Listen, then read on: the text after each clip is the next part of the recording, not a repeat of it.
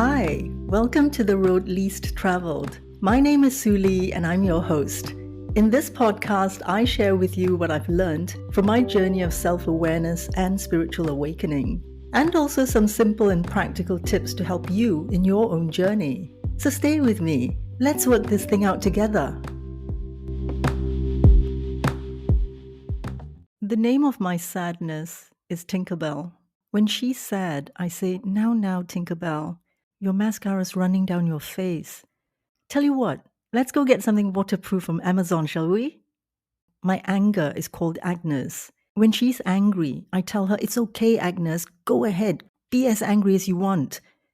Then I watch her punch holes in the wall. I named my anxiety Alex. When anxious Alex makes my tummy queasy and my hands cold, I tell him, Alex, you're 6'4". You have a 50-inch chest and your biceps are 22 inches. Why are you whimpering? My ego is called Salvatore. Sal for short. Sal used to be a bouncer at the local club, but one day he got into a fight and broke his neck, and that was the last fight he was in. He misses the good old days, though, when he could take on, easily 6'7" average-sized guys. And those guys, after trying to tackle Salvatore, they'd run back to their mama's laps and probably a comforting bowl of soup. But Sal is a lot more mellow these days. You see, he's permanently in a neck brace, which makes it hard for him to intimidate even the neighbors' kittens. He gets laughed at by the lads at the club, but he doesn't mind because he's found something meaningful.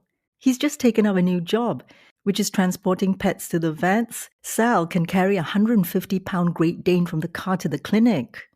So nowadays he applies his talents and skills to this new job that he loves. He used to be misguided in his strength and determination, but with a bit of my help, he's managed to transform them and put them to better use. Whenever we lose it or react instantly to something someone said that either triggered us or offended us, it's because our ego goes into fight mode, just like how Salvatore used to be, to protect us. Don't you feel that for that moment you kind of lost your mind? Isn't it a weird feeling where for those few seconds you seem to have lost all consciousness and that some alien had taken control over you? Well, that's just your ego. I'm not talking about the ego as though it's a bad thing, because it's not. I don't believe in ego death. I don't believe in killing the ego. Our ego is our bodyguard that became stronger and stronger because we haven't trained it. It's just doing its job. I'm so glad I didn't kill Salvatore because he really is a sweetheart, Still a bit rough on the edges, but we're working on it. Every day we review the events of the day, look into areas of achievement and those that need a bit more refining, and we're good. Yeah, we're good. I'm not bananas. I'm just in touch with my feelings and emotions. When I moved here to the wilderness in the middle of nowhere, the universe had already implemented its plans to isolate me. I've spoken about this in another episode. And so, long story short, I lost everything, well, except my health, my dogs, a roof over my head. But I lost everything that was my old life, except for a few basic things.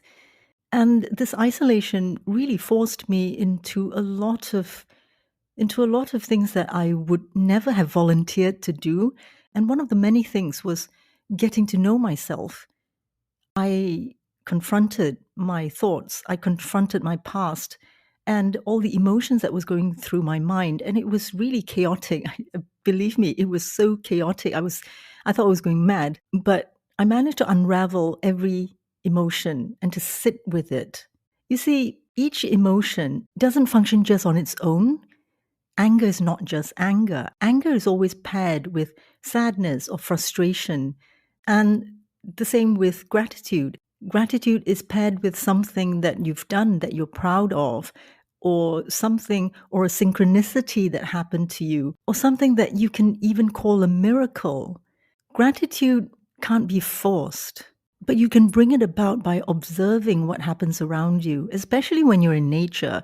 If you can't be in nature, then, if you live in the city, then go out for walks, even for a few minutes, just a few minutes a day.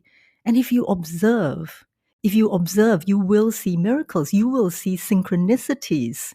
And that is when you have a glimpse of gratitude. And from there, it's just, it's easy peasy. All you have to do is open your heart, open that door to what is happening around you in nature.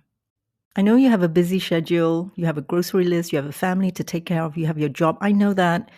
But surely you can spend a few minutes, 5 minutes, taking a walk in the park. If you don't live near a park, just look at the sky, look at the clouds. And I don't mean the wallpaper on your laptop or phone. There was a time when I was so bored and tired of spirituality, I needed a break, so I developed a way to make it fun. And that was when I decided to name all my emotions.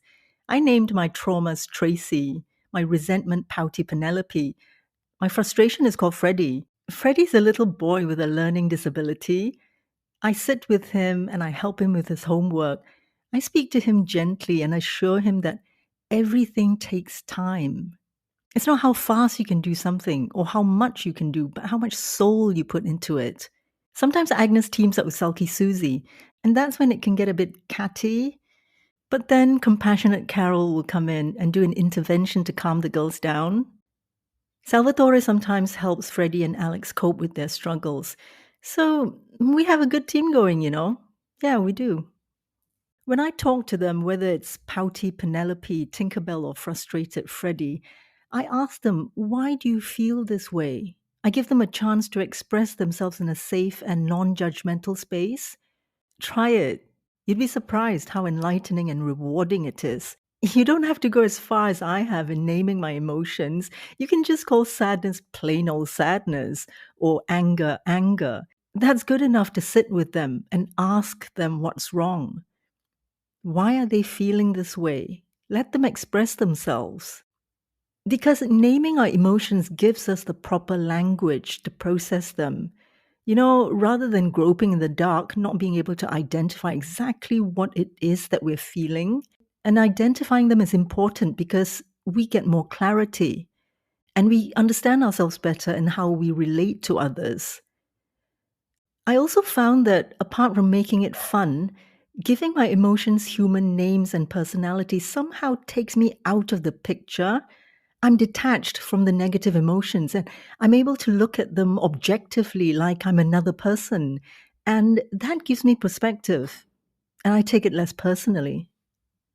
Giving a name and personality to my emotions was one of the best things I ever did. It creates a chain reaction where we're more balanced, we're less reactive and less impulsive. And this is especially good if you have triggers, because triggers will just snap you into the past and your old self comes in, your ego comes in, and before you know it, you're into this endless argument and you don't even know that it's your emotions that are taking over you. So if your Salvatore, your ego has taken over, then it just takes everyone into a rabbit hole. Everyone's ego goes into this rabbit hole, and it's not productive, to say the least. So I really recommend for you to try this out. I promise you won't regret it. If nothing else, at least you'll have some fun with it. So try it and let me know how it goes. Okay, tuning out now. Love from Gratitude Gertrude, Kind Kevin, Compassionate Carol, and the rest of the gang. Please subscribe, like, and share if you found this helpful.